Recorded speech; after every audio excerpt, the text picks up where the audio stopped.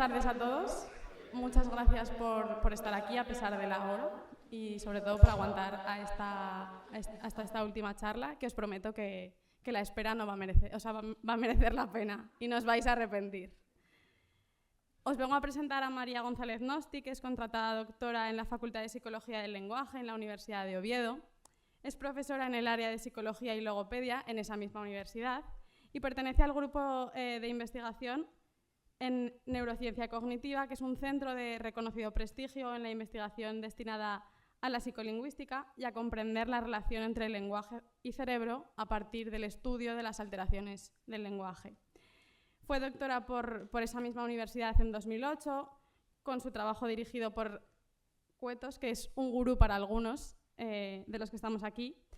Desde entonces ha publicado más de 25 artículos, 3 libros, capítulos de libros, todo ello en revistas de alto impacto como Cortex o como el Journal of Neurolinguistics.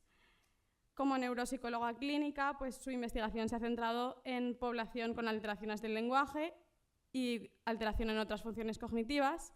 Ha investigado sobre la enfermedad de Alzheimer, sobre diferentes variantes de la demencia frontotemporal, ha investigado con pacientes con afasia, con sujetos que tienen deterioro cognitivo, con disléxicos, y además en los últimos años está investigando mucho con pacientes que tienen COVID persistente. Entonces, fruto de esta especialización en lenguaje y patologías, surgen trabajos muy interesantes que recomiendo. Muchas de sus publicaciones han servido de referencia en la investigación en este ámbito y en este sentido quería mencionar una de ellas, su libro Evaluación Neuropsicológica del Lenguaje, del que es coautora junto con Elena Herrera. Es, y cito el prólogo, útil y atractivo, con unas pautas muy claras sobre cómo se debe llevar a cabo la evaluación del lenguaje. Además, en este libro hay un montón de casos reales de pacientes que permiten entender lo que en realidad es la sintomatología lingüística y entender todo esto de lo que hablamos más desde el punto de vista teórico, ver cómo se materializa, digamos. Y recomiendo mucho este libro porque es una introducción buenísima y rigurosa para todo aquel que esté interesado en el tema, así que ya sabéis. Por todo ello, es un gran honor contar con su presencia en este seminario. En esta charla, si no me equivoco, nos va a hablar de cómo el sistema lingüístico procesa el lenguaje utilizado para expresar emociones y de cuáles son los mecanismos psicolingüísticos, fisiológicos y neurológicos que subyacen a la comprensión y a la producción del contenido emocional. Y con esto yo creo que te dejo. Vale. Bueno. Pues yo es que cuando tengo que hablar en público lo primero que tengo que hacer es levantarme, no sé, como que me da la sensación de que me llega mejor la sangre al cerebro y bueno, pues que me comunico mejor, ¿no? Igual has dejado las expectativas un poco altas. Esperemos. Bueno, Sara ha estado conmigo de estancia en Oviedo, o sea que bueno, muchas de las cosas que ha dicho las dice desde el cariño, ¿vale? Lo digo para que contextualicéis un poco antes de empezar. Bueno, quiero empezar dando las gracias primero al comité organizador por haberme invitado. Es una ocasión de primeras veces, primera vez en Zaragoza. De momento me está encantando la comida, la bebida también. Y primera vez hablando en un foro pues, de expertos sobre emociones, porque realmente, igual que le ocurría a Mamen, pues soy una recién llegada al campo, ¿no? De hecho, Mamen ha llegado hace 5 años, yo soy todavía más reciente, hace como un año y poco que me he puesto a investigar mínimamente sobre emociones, entonces, bueno, la parte de mi investigación la he dejado para el final. Y bueno, pues dar las gracias también al público. La verdad es que no me esperaba que a las 6 de la tarde, estando el día como está, haya tanta gente aquí en vez de estar de cañas. Bueno, no sé si será emoción, pero desde luego motivación es seguro. Así que, pues nada, dadas las gracias, paso a disculparme. Y es que, como digo, soy recién llegada. He venido a dar una perspectiva desde la psicolingüística, pero he empezado diciendo ¿qué les cuento? Y he terminado diciendo, Dios, creo que me estoy pasando con las diapositivas. María, frena. Porque realmente es un campo tan amplio que me ha costado muchísimo seleccionar información. Entonces, lo que pretendo hoy, y yo creo que igual es un objetivo bastante exigente y bueno, pues también expectativas un poco altas por mi parte, es dar una visión general al público de pues, algunas de las cosas, no todas ni mucho menos, que se están haciendo desde el campo de la psicolingüística y de la neuropsicología también, sobre el estudio de las emociones. Cuando pregunté más o menos el foro, el público que iba a tener, me han dicho que había muchos estudiantes, que había también expertos en emociones y que había pues gente también que estaba comenzando a formarse en este campo. Entonces, he decidido igualar por abajo, cosa que no sé si está bien, así que a los expertos en emociones les pido disculpas con antelación si la charla resulta demasiado básica y no sacan nada nuevo en claro, ¿vale?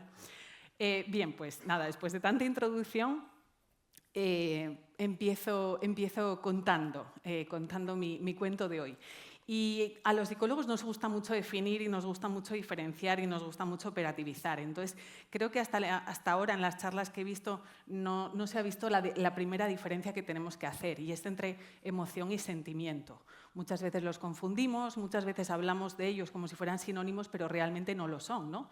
Tienen características, digamos, a veces difusas, pero en general bastante claras y bastante diferentes.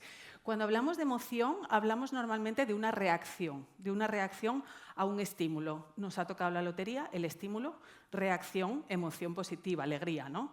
Se nos ha muerto un familiar cercano, reacción, pues estamos tristes, ¿no? Con lo cual, las emociones suelen ser reacciones mentales y físicas, es decir, es algo, como decían en charlas anteriores, tanto cognitivo como fisiológico, ¿no?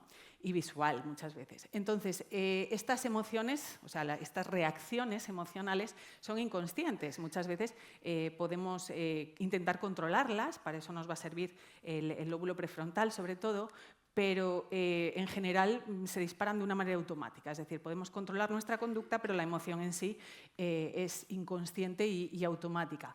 Las emociones suelen ser intensas. Bueno, hay más o menos intensidad, hay una graduación, pero en relación con el sentimiento, los sentimientos, digamos que son algo más atenuados, ¿no? Son estables y son conscientes.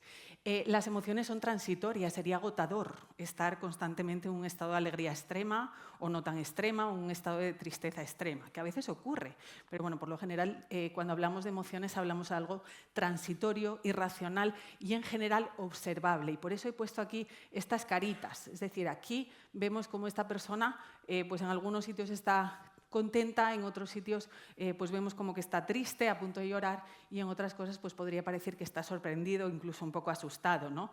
Sin embargo, los sentimientos por lo general suelen ser más duraderos, son racionales y son imperceptibles. Este señor está enamorado de su mejor amiga, aquí odia a su profesor de historia y aquí pues tiene miedo de las películas de terror, ¿no? Pero son sentimientos, con lo cual no lo vamos a expresar. Las emociones sí, por lo general las emociones son observables, ¿no? Son observables y muchas veces tienen también un correlato fisiológico, como decían en charlas anteriores. Citando a Daniel López Rossetti, podríamos decir que las emociones son reacciones de nuestra mente y nuestro cuerpo ante una experiencia vivencial, y el sentimiento serían el resultado, la elaboración consciente de esa experiencia. Sería un poquito la diferencia que puede haber, ¿no?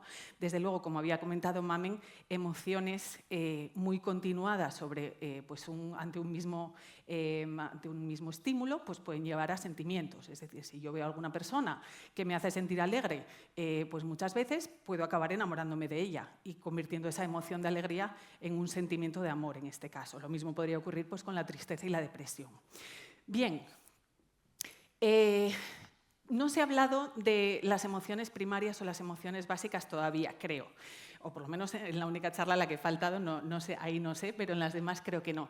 Y emociones básicas son aquellas, digamos, innatas, adaptativas, que nos ayudan a sobrevivir.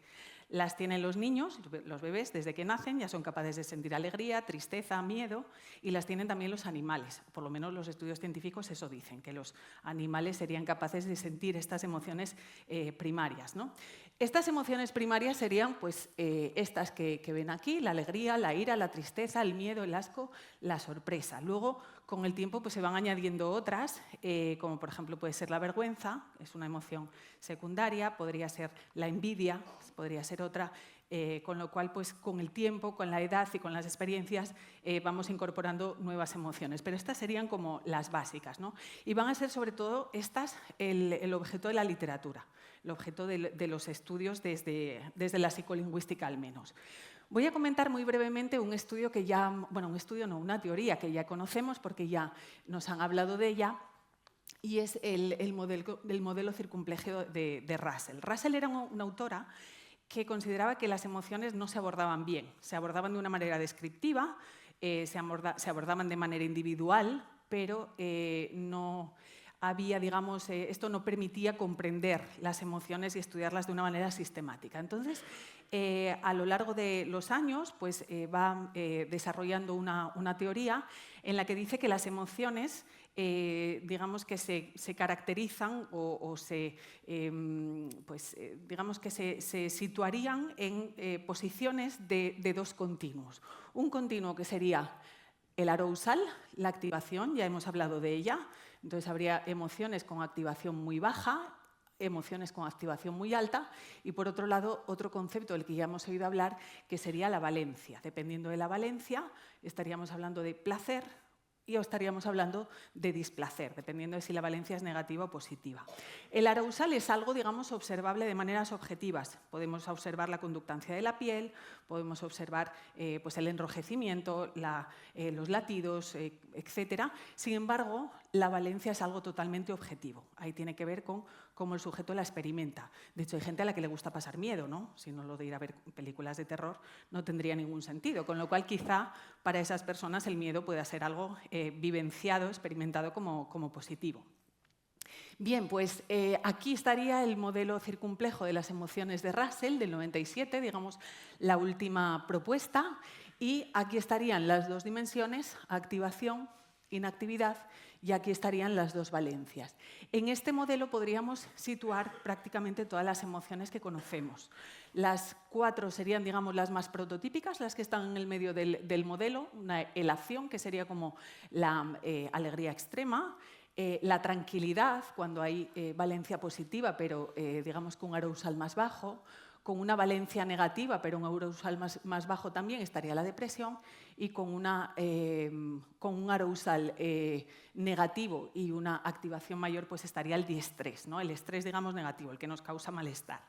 Bien, y a partir de ahí pues, podemos situar todas las demás emociones que pudiéramos conocer. Bien, pues partiendo de este modelo, podemos decir que la expresión de las emociones es un fenómeno multidimensional. Hay muchas cosas que intervienen en la expresión. Me estoy refiriendo a la expresión, no a la comprensión, ¿vale? Hay muchos aspectos que pueden, que nos sirven para expresar emociones. Uno es claramente la expresión facial. Mirando la cara de una persona, aunque no veamos nada más, somos capaces de determinar pues, si está en una vivencia alegre, si está experimentando algo pues, negativo, como podría ser el miedo, ¿no? Por otro lado están los gestos.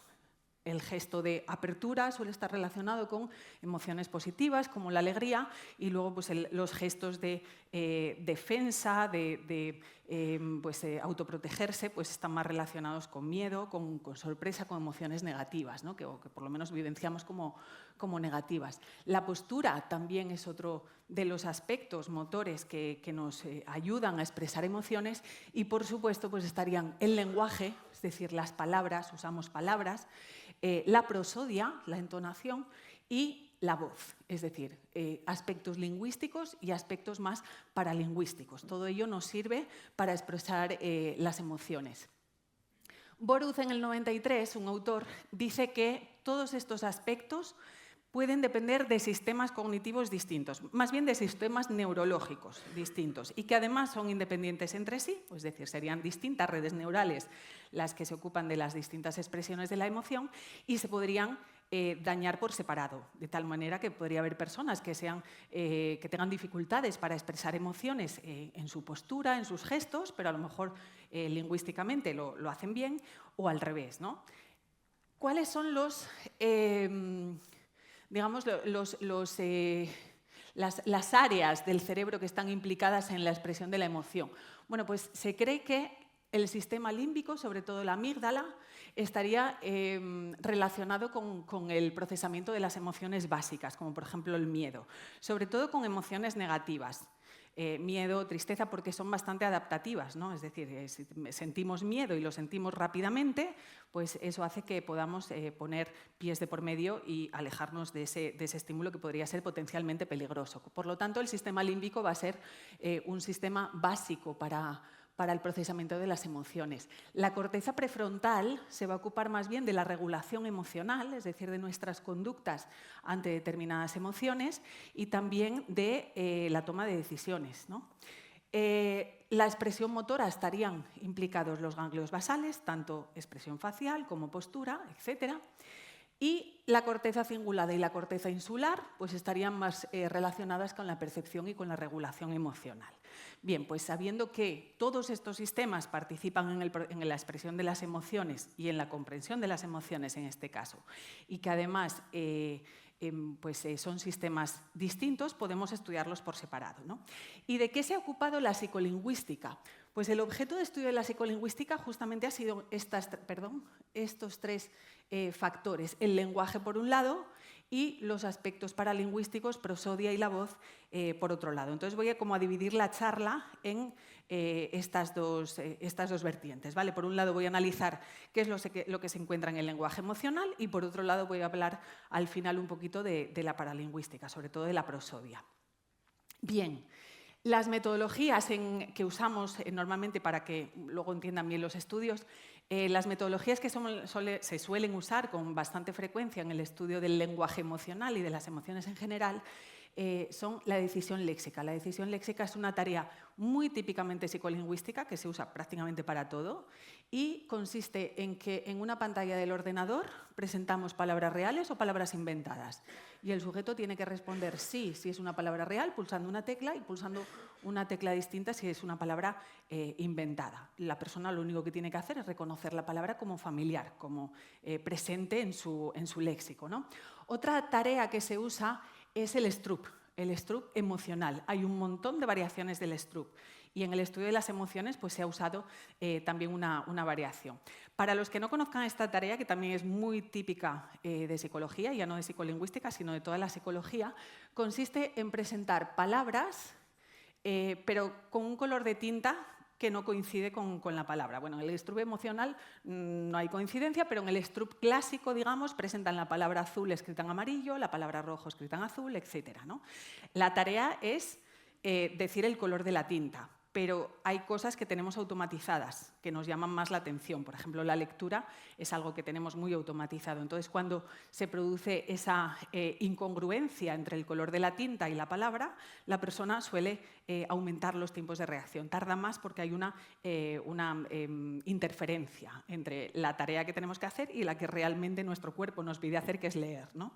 Bien, pues el STRUP emocional consiste en que el sujeto tiene que decir también el color de la tinta, pero en este caso el truco es que las palabras no nombran colores, sino que pueden ser palabras emocionales, positivas, por ejemplo muerte, neutras, como por ejemplo cocina, o positivas, como por ejemplo, pues yo qué sé, aprobado, ¿vale?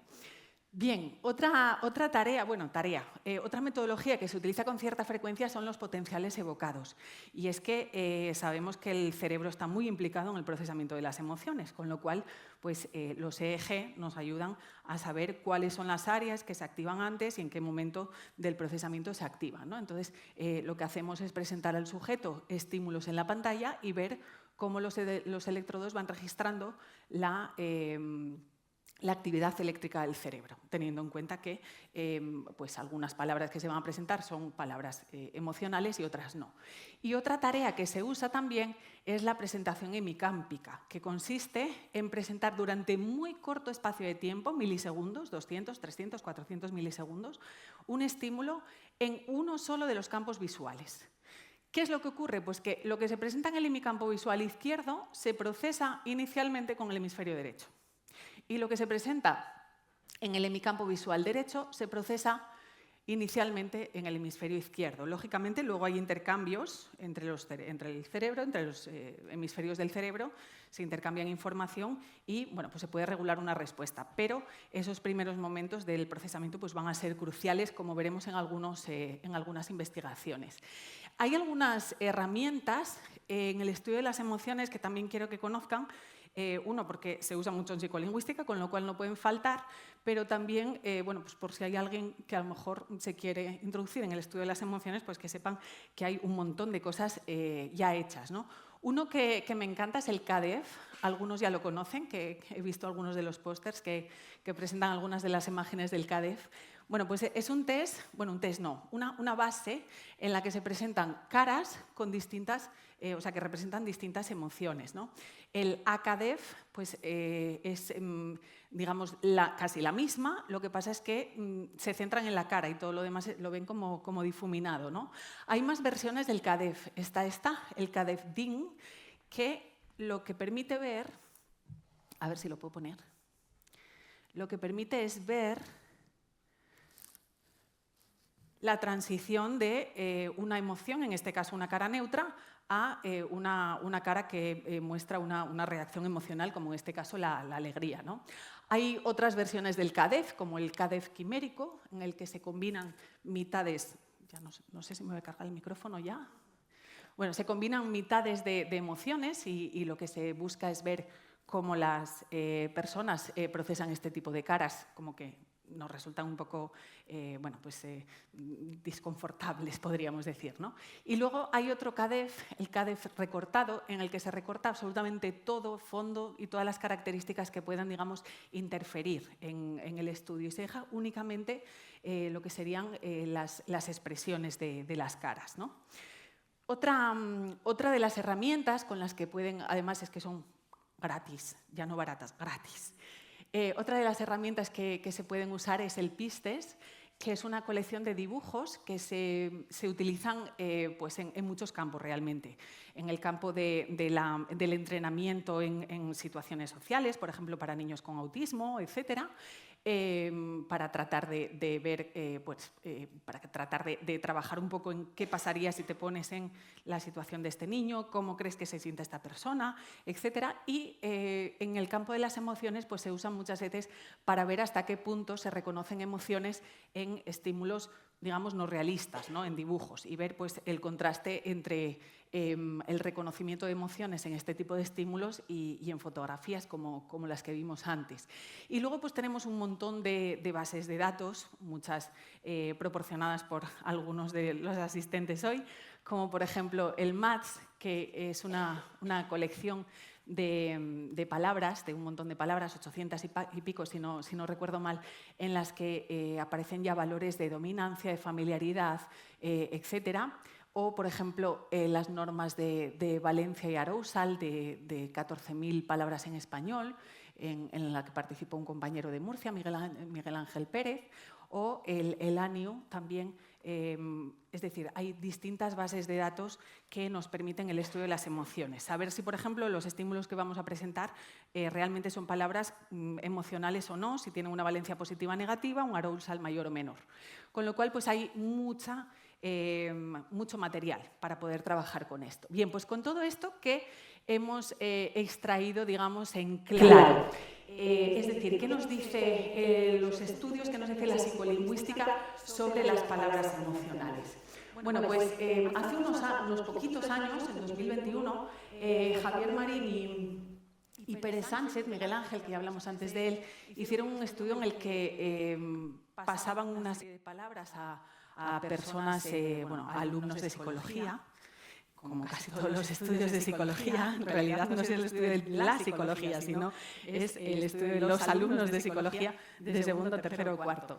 Bueno, pues pasaron una serie de tareas para que los alumnos valoraran cuáles de las palabras que veían eran más prototípicas de las emociones. Sorpresas no hubo. Estas son las 10 primeras. Las 10 más prototípicas serían pues, alegre, alegría, feliz, contento. Parece que hay como cierta preferencia por las de valencia positiva, ¿no? tristeza, miedo, rabia, triste, ira y atemorizados. Es decir, más o menos esas son las palabras emocionales. Luego hay otras que van a tener también, digamos, cierto grado, pero estas serían como las más prototípicas de las palabras emocionales. ¿Qué es lo que nos dice la psicolingüística, en definitiva, sobre cómo procesamos el lenguaje emocional? Bueno, pues cuento 3 estudios, no más, sobre esto, y luego pasamos a otros temas como las palabras tabú o las diferencias por género. En este estudio de Scott y colaboradores, lo que hacían era una tarea de decisión léxica, que ya sabemos lo que es, y mientras tanto les pasaban potenciales evocados. Bueno, pues lo que observaron era que había una identificación del tono emocional muy temprana, anterior incluso a los 250 milisegundos. Aproximadamente nos lleva a acceder al significado de una palabra unos 400 milisegundos, lo cual quiere decir que identificamos antes el tono emocional de una palabra que su significado. Es decir, el procesamiento emocional es anterior al procesamiento semántico.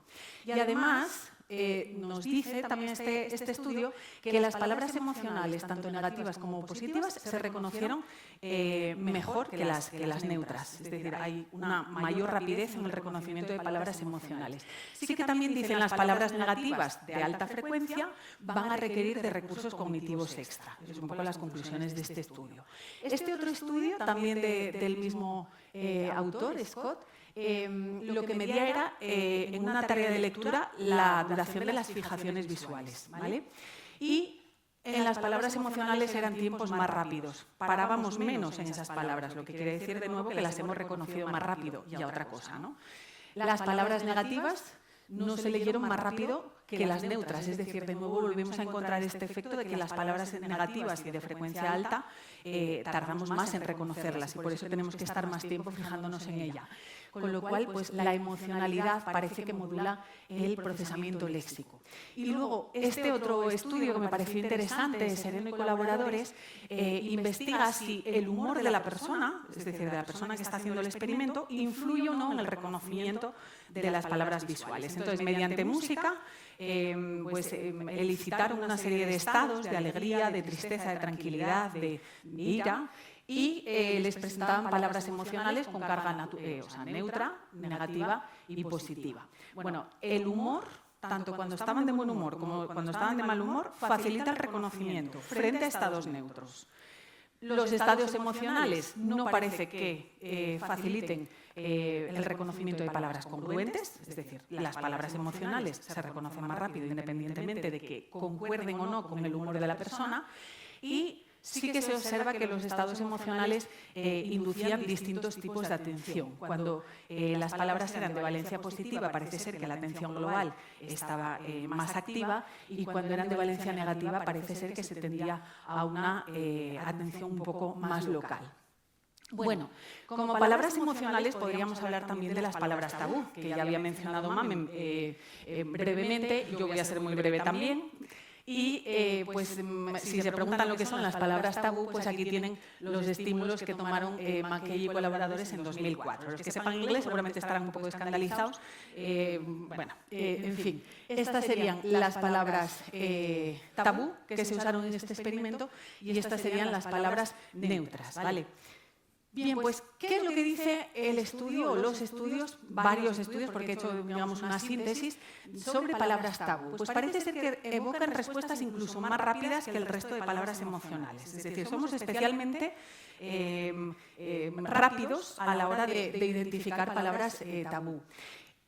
Elicitan también mayor activación en las zonas asociadas con la emoción. Es decir, ese sistema límbico va a estar sobreactivado por las palabras tabú. La atención es inmediata y automática. Es decir, si estamos leyendo lo que sea y oímos una palabra, pues a lo mejor no nos distraemos, pero si oímos una palabra tabú, es muy probable que sí. Si alguien grita sexo, imposible no oírlo, ¿vale? Y además produce mucha interferencia en tareas como, por ejemplo, el estrupe emocional. Es Es decir, a la hora de denominar esos colores, con palabras tabú había mucha más interferencia, lo que aumentaría mucho los tiempos de reacción. Las palabras tabú se han usado en marketing y se han hecho estudios para ver qué efecto tienen en marketing. Y les cuento uno. Hicieron una investigación en la que a un grupo de sujetos se les presentaban los anuncios de distintas marcas en las que se incluían palabras tabú. Sí que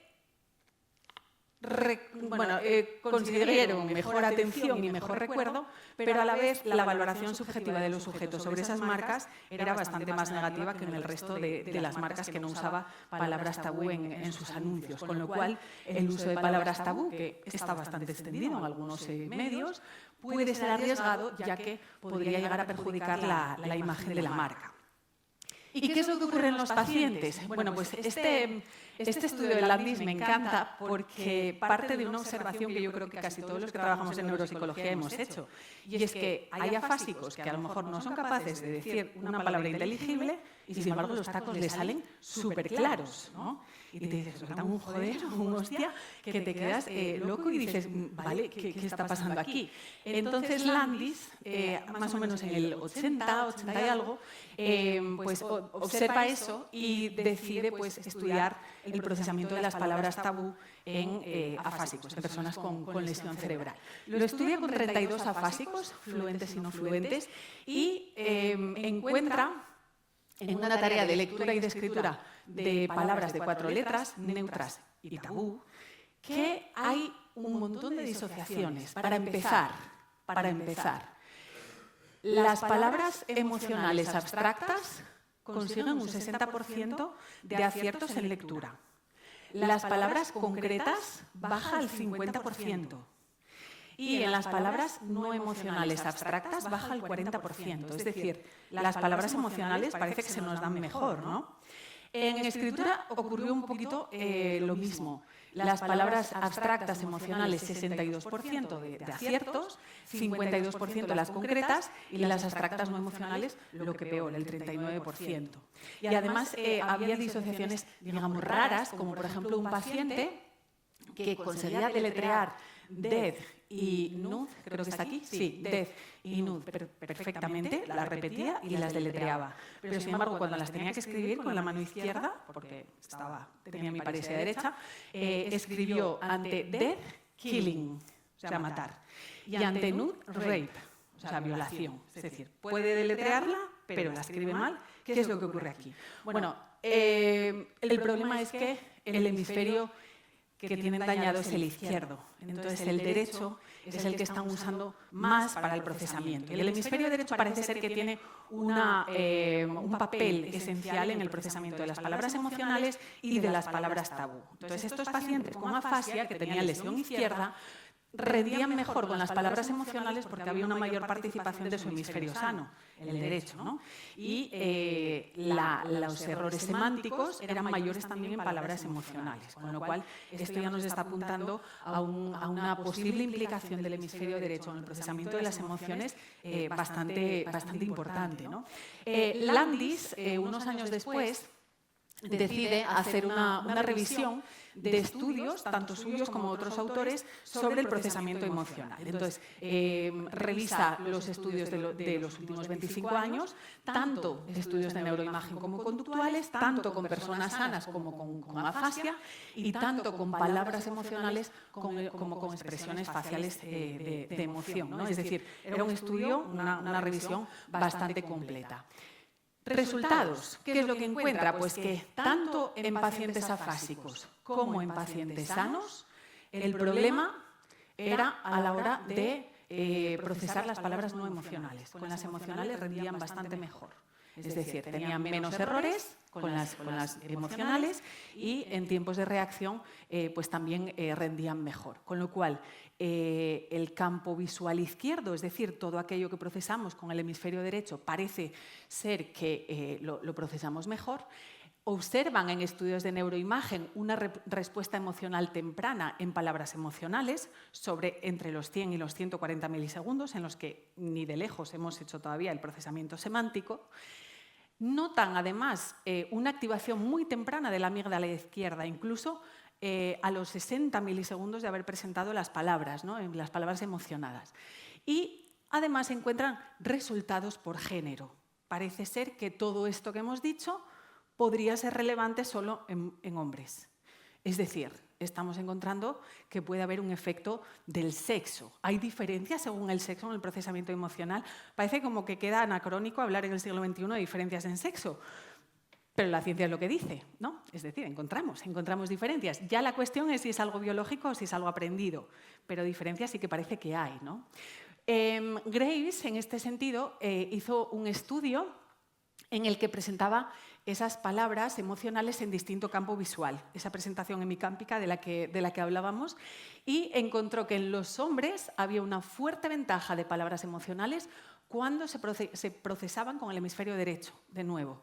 Sin embargo, en el caso de las mujeres esto no fue tan claro.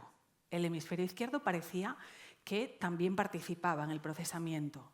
Unos años más tarde se hicieron también otros estudios en el mismo sentido y se encontró que efectivamente las mujeres parece ser que lo tienen todo más repartido. Parece ser que los hombres tienen el lenguaje mucho más lateralizado a la izquierda, mientras que en el caso de las mujeres es una lateralización, digamos, más equilibrada, ¿no? Con lo cual, ¿qué podemos concluir de estos estudios sobre lenguaje emocional? Bueno, pues podemos concluir que las palabras emocionales se procesan más rápido que las neutras. Ya la cuestión de la valencia no está clara. Hay algunos estudios que dicen que las palabras de valencia positiva se procesan más rápido que las negativas, pero realmente no hay resultados concluyentes. ¿Qué podemos concluir en cuanto a la congruencia? Pues que parece ser que las palabras, o algunos estudios dicen que las palabras congruentes con el estado de ánimo del participante se procesan más rápido, pero sin embargo hay también estudios como el de Sereno que no encuentran este efecto. O sea que está todo como muy en el aire, ¿no?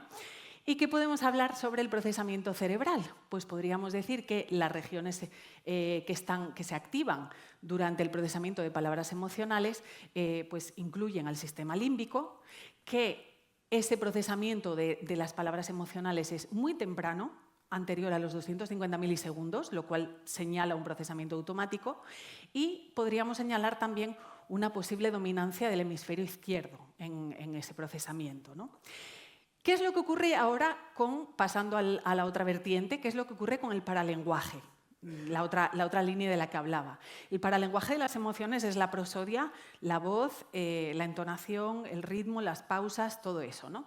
Bueno, pues el estudio de estos elementos paralingüísticos, digamos que ha tenido un mayor desarrollo en estos últimos años simplemente porque se han desarrollado herramientas más objetivas, ¿no? Como estudias la prosodia de oídas. Es un poco operativo, poco científico, ¿no? Pero sin embargo han ido apareciendo algunos programas, como por ejemplo el PRAT, que tienen en pantalla, que pues permite analizar la frecuencia fundamental, permite analizar la duración de las pausas, permite analizar un montón de cosas. Y mediante el PRAT y otros elementos pues hemos encontrado diferencias en la prosodia en muchísimas alteraciones cognitivas. Esta que les voy a poner es una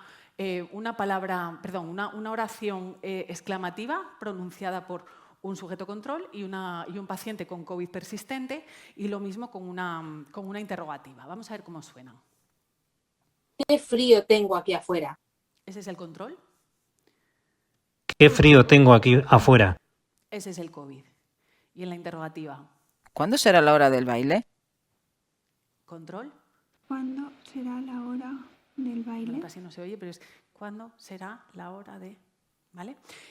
Disprosodias se han encontrado en muchísimas alteraciones cognitivas. Esto es COVID persistente, pero las hemos encontrado en Parkinson, las hemos encontrado en Alzheimer, las hemos encontrado en afasia progresiva primaria y en muchísimos otros trastornos, ¿vale? O sea que la disprosodia, tanto lingüística como emocional, parece ser una característica del lenguaje de los pacientes. ¿Qué frío tengo aquí? Bien, en este sentido, me parece importantísimo diferenciar entre lo que es la prosodia emocional y la prosodia lingüística, porque parece ser que el procesamiento también depende de distintos hemisferios. Hace unos años, Heilman y colaboradores hicieron un estudio en pacientes que podían tener lesión en el hemisferio derecho, 8 de ellos, y otros 9 que tenían lesión en el hemisferio izquierdo. Y la tarea era comprensión de oraciones que tenían distintas entonaciones. Los sujetos solamente tenían que señalar podían tener problemas de lenguaje, con lo cual la tarea era bien simple, era señalar. Tenían que señalar si era una enunciativa, interrogativa o exclamativa para evaluar la prosodia lingüística, y tenían que señalar una carita triste, una carita neutra, una carita alegre, neutra o triste, en el caso de las oraciones, digamos, que transmitían emociones. ¿Qué fue lo que encontraron? Que la lingüística estaba afectada en ambos, pero la emocional solamente estaba afectada en pacientes con lesión en el hemisferio derecho. Es decir, hay disociación en producción y comprensión de la prosodia y hay disociación también en prosodia lingüística y emocional. La emocional parece ser que depende más del hemisferio derecho, como veníamos señalando también con los estudios en personas sanas. Bueno, hay muchos más estudios, ahí pongo algunas referencias por si alguien las quiere consultar, sobre esta diferencia, esta disociación entre prosodia lingüística y emocional, pero avanzo a las diferencias según el sexo porque aparecen incluso aquí. Es decir, las diferencias entre hombres y mujeres no desaparecen ya en el uso de las palabras, sino que también el uso de la entonación parece ser importante. Este estudio de Sirme y colaboradores consistía en que los sujetos tenían que intentar reconocer palabras con distintos tonos emocionales. Eran palabras emocionales pronunciadas con un tono emocional, que podía coincidir o no. Es decir, una palabra como luz, pronunciada con una voz triste, o una palabra como alegre, pronunciada con una voz enfadada, ¿no? Bien, pues encontraron que los tiempos de reacción y la precisión variaban dependiendo de las palabras y la entonación emocional. Eso por un lado. Pero además, decían, las mujeres hacen un uso temprano de marcadores prosódicos emocionales. Somos más sensibles incluso a la prosodia emocional. Puede que, y dicen los autores, esto no lo digo yo, puede que sea debido a esa organización del lenguaje que comentábamos, más lateralizado a la izquierda en hombres y más interhemisférico en mujeres, más bilateral en mujeres.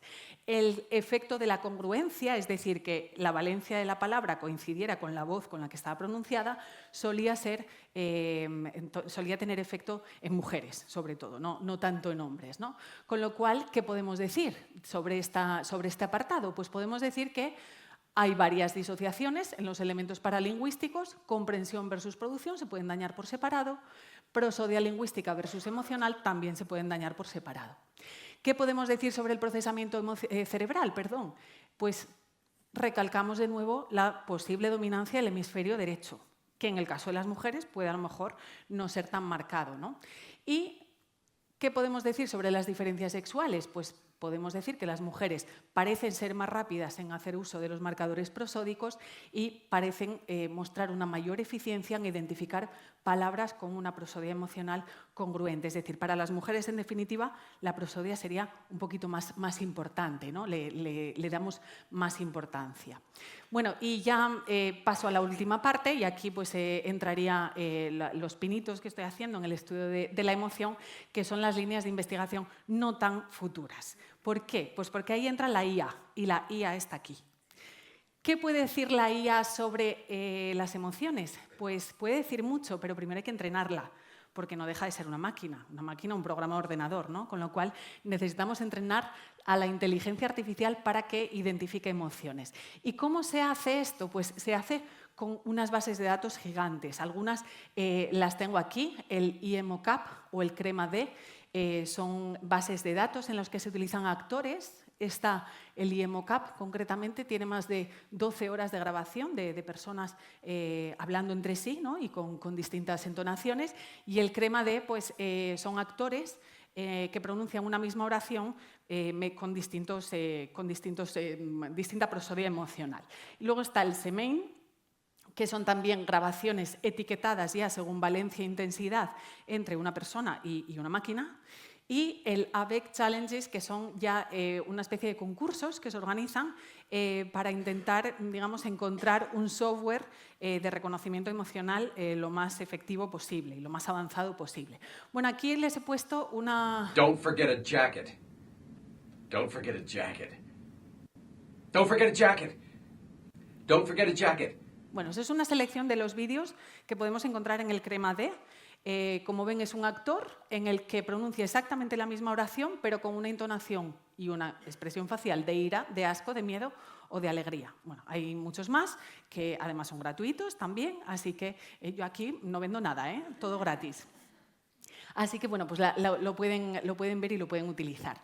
El primer estudio del que les quiero hablar muy, muy brevemente lo llamamos Zimmerbot y consiste en que vamos a introducir robots en casas de personas ancianas y en residencias de ancianos. ¿Para qué? Para grabar. Es una especie de Alexa que lo que hace es conversar con el anciano, preguntarle qué tal estás, no sé qué, no sé cuánto. Y entonces el anciano le responde y graba sus emisiones. ¿Para qué nos sirve eso? Bueno, por un lado, para acompañamiento. El estudio no va de esto, pero los robots y la inteligencia artificial en el futuro, pues en geriatría, seguramente van a servir para esto. Pero también para prevención de enfermedades físicas y para prevención de trastornos psicológicos y psiquiátricos. Si entrenamos a un robot a que identifique emociones, podemos incluso prevenir una depresión con el suicidio, ¿vale? Palabra, valencia emocional negativa. Entonces, en el caso de los ancianos, pues el objetivo estaría por ahí. Queda mucho trabajo por delante para conseguir esto, pero los primeros pasos los estamos dando, que es grabar primero a los ancianos, que luego humanos etiqueten esas emisiones según sean pues, la emoción que sea con la valencia que sea, ¿no? Lo mismo estamos haciendo en empresas. En este caso, el objetivo ya no es tanto la depresión, sino el estrés. Es decir, intentar encontrar a aquellos empleados de la empresa que estén más estresados y que tengan riesgo de desarrollar pues, cualquier patología, ¿no? El objetivo es un poquito el mismo. Y este proyecto en el que estamos, el segundo proyecto del que les quería hablar, lo llamamos Genius, ahí modestos, no le puse yo el nombre, pero bueno, básicamente de lo que se trata es de mejorar la seguridad en la conducción mediante la detección de emociones. Supongo que todos estamos de acuerdo en que el coche no es un contexto en el que la tranquilidad brille, digamos, de continuo, ¿no? Hay veces que estamos tranquilos, pero hay veces pues, que nos sacan de quicio y otras pues, que a lo mejor nos da somnolencia. Es decir, estamos ya... Si en el proyecto anterior hablábamos de valencia, aquí estamos hablando de arousal. Hay situaciones de ira extrema en el que tenemos un arousal elevado y hay otras situaciones de somnolencia en la que el arousal pues, es demasiado bajo. Si el estado ideal para poder conducir es un arousal medio, en el que estemos alerta, pero que no nos pasemos de activación, pues entonces a lo que tenemos que tender es a que esto o esto se conviertan en esto. ¿Cómo lo podemos hacer? Pues en ese sentido estamos trabajando con una empresa, Antolín, que es una de las... Uy, me sobra.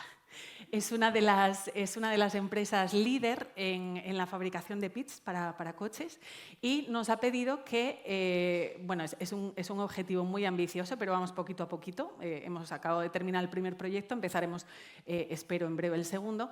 En lo que consiste es en que mediante una serie de aparatos en el coche logremos pasar de esto a esto. Entonces, ¿qué es lo que estamos haciendo? Les hemos puesto a los sujetos...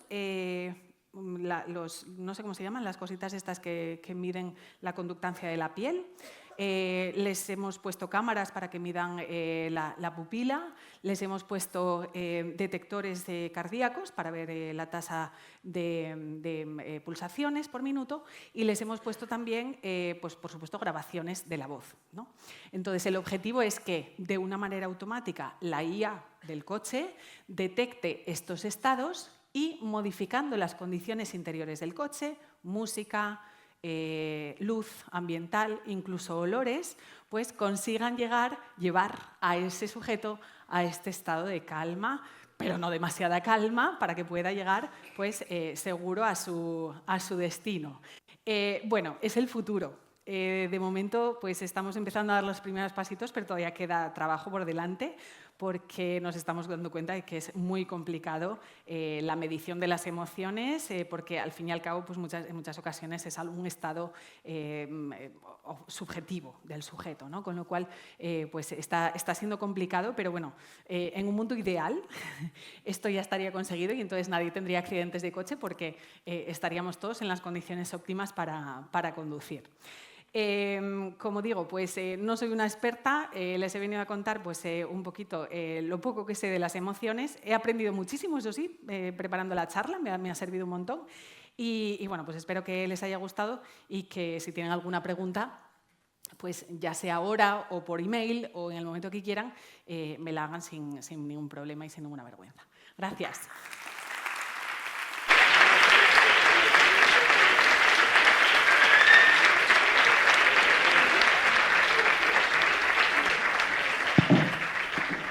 Muchas gracias, María. La charla ha sido estupenda y estos aplausos no son de arrepentimiento. O sea, eso lo sé. No sé si tenéis alguna pregunta.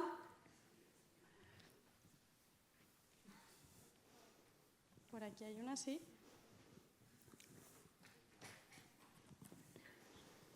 Hola, buenas. Bueno, pues enhorabuena también por la charla. Para verdaderamente haber tenido que prepararlo para poder exponerlo, pues a mí me deja completamente sorprendido y verdaderamente enhorabuena porque yo he aprendido muchísimo también.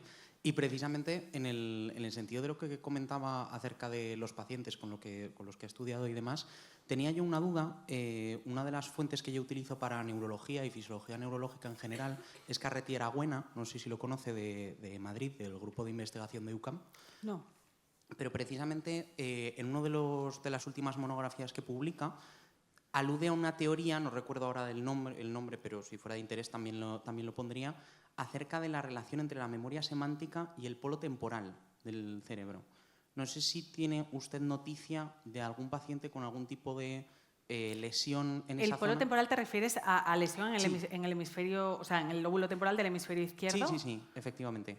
No sé si tiene usted noticia de algún paciente que haya presentado lesiones en esa zona y que efectivamente tuviera algo que ver con la dificultad de acceder a esa memoria semántica. Claro, sí. Es decir, todos los problemas semánticos, bueno, todos no, pero la mayoría de los problemas semánticos suelen estar relacionados con ese lóbulo. De hecho, en la llamada demencia frontotemporal, es una demencia en la que hay una alteración, para los que no la conozcan, es una degeneración progresiva del lóbulo temporal o del lóbulo frontal. Normalmente hay una predominancia. Los que tienen degeneración del lóbulo frontal, por lo general, suelen presentar más problemas conductuales y los que tienen degeneración del lóbulo temporal son casi todo problemas lingüísticos. Ahí podemos diferenciar 3 tipos en la fase progresiva primaria, es la que tiene Bruce Willis, para los que... pues en esa fase progresiva primaria podemos diferenciar 3 tipos. La demencia semántica, que la lesión suele estar más bien en la zona media del lóbulo temporal, la no fluente, que suele estar más en la zona perisilviana, y la logopénica, que la lesión es un poquito más difusa. En el Alzheimer también, cuando comienzan los problemas de lenguaje, suele ser porque el lóbulo temporal está ya bastante deteriorado, es decir, comienza el deterioro por el hipocampo y la amígdala y con el tiempo pues, el deterioro va aumentando, sobre todo en la zona temporal. Con esto no quiero decir que el lóbulo temporal procese la semántica, ojo, porque hay una teoría, no sé si la conocen, la teoría embodiment o teorías corpóreas, que lo que dice es que cuando nosotros aprendemos una palabra, en realidad lo que hacemos es crear una red en la que intervienen todas las áreas que participan en el procesamiento, no de la palabra, del objeto. Es decir, si aprendemos, por ejemplo, lo que es el agua, lo que hacemos es experimentar con ella, lo olemos, los niños, ¿no? Por lo general solo hacemos de niños. La olemos, la tocamos, nos moja, pues está fría, no sabe especialmente bien, pero se puede beber, me calma la sed, ¿no? Entonces todo eso va generando una red en la que hay incorporadas pues, áreas de todo tipo, sensoriales en este caso, gustativas, olfativas. Un estudio muy icónico de esta teoría es uno de Pulver-Müller, creo que es del 2002, que se llama Leer la palabra canela activa el bulbo olfatorio. Es un estudio bueno, pues, muy bueno, brillante, y es un poco el ejemplo de lo que ocurre. Nosotros, cuando aprendemos un objeto, experimentamos con él. Y luego es cuando viene la palabra. Entonces, la palabra la integramos en la red. De hecho, cuando estábamos hablando de emociones, hemos dicho la amígdala participa en el procesamiento de las palabras emocionales. Lógico, es que el sistema límbico es el que procesa las emociones, con lo cual es lógico que el sistema límbico participe en el procesamiento de las palabras emocionales, según esta teoría. En ese sentido, el lóbulo temporal tiene un papel fundamental, porque para empezar, en la zona perisilviana es justamente donde se produce el procesamiento lingüístico.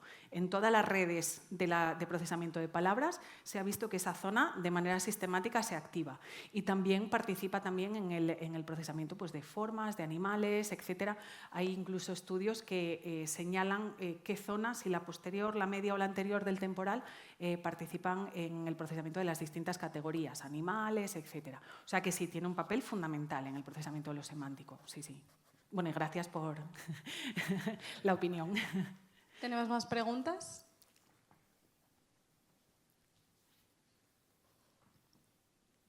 Hay ganas de cerveza. ¿A que sí? Yo también. No, ha sido una charla estupenda. He visto una mano levantada o lo he soñado. Vale. Lo he soñado. No, yo te quería preguntar cómo estáis llevando a cabo los experimentos de este último estudio que nos estabas contando. El del coche. El del coche, que es Bueno, así como muy vistoso realmente. Sí, la verdad que sí. Pues se están haciendo, bueno, se han hecho, porque hemos terminado la primera fase, las hemos hecho en Burgos. Hay un simulador de los que se usan para videojuegos, súper chulo, o sea que tiene de todo, tiene palanca de cambios y todo, y entonces colocan allá los sujetos, les colocan todo el aparataje, por supuesto en el retrovisor va la cámara que mira la pupila, la grabadora de la voz y demás, y entonces se les van poniendo distintos escenarios, un escenario más neutral, en el que tiene que cambiar poco de marcha, en el que no hay muchos peatones por el medio, no hay mucho tráfico, un escenario más estresante para activar el arousal, en el que pues ya te sale un peatón de cualquier lado, el coche de adelante frena sin previo aviso y cosas así, y otro escenario pues como muy aburrido en el que el sujeto tiene que simular conducir por una carretera pues así muy larga, sin demasiadas curvas, etcétera, para que se aburran, ¿no?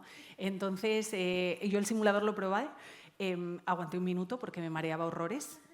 Parece que ahí el sistema vestibular no me está funcionando bien, pero en general pues los sujetos que han participado han logrado terminar el experimento y bueno, hemos ido viendo cositas, pero sí con un super simulador que tienen ahí en el ITCL, divino. Muy bien. ¿Tenemos pregunta online? Vale. Cristina Soriano nos está viendo y dice: muchísimas gracias, María, ha sido un placer escucharte y hemos aprendido mucho. Una pregunta sobre la primera parte de la charla relativa a las emociones. Creo que la diferenciación entre emoción y sentimiento no es algo fácil. Hay diferentes posiciones al respecto. Para entender mejor la diferenciación que proponías, ¿podrías decir algo más acerca de por qué decías que las emociones son irracionales y los sentimientos racionales? Bueno, más que decirlo yo, le doy la voz a la diapositiva, no sé si era tercera, en la que ese gurú de las emociones que había citado, pues habla de lo que es cada cosa. Y es que las emociones no es que sean del todo irracionales, es decir, hay un procesamiento cognitivo, pero es posterior. Hemos visto cómo la percepción de la emoción es muy temprana, anterior a los 250 milisegundos. Eso es automático. Entonces, en ese sentido, no podemos decir que ante el procesamiento de una emoción haya algo racional. Puede haberlo a posteriori. Y de hecho, pues hablábamos de... Por aquí debe estar. Hablábamos del procesamiento de la corteza prefrontal en la regulación de las emociones, pero eso es algo posterior. Es decir, la emoción, el sentimiento de alegría, el sentimiento de tristeza, se dispara sin que yo pueda hacer nada por evitarlo. Luego ya lo puedo racionalizar, pero lo primero es irracional.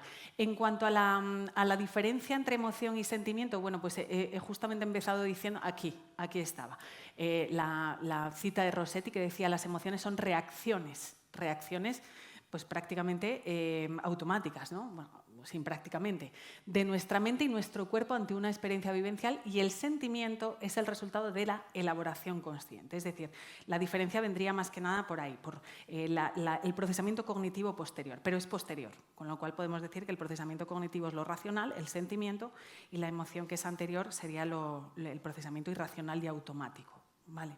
Y no sé si me he olvidado de algo. Pues igual no. Creo que no.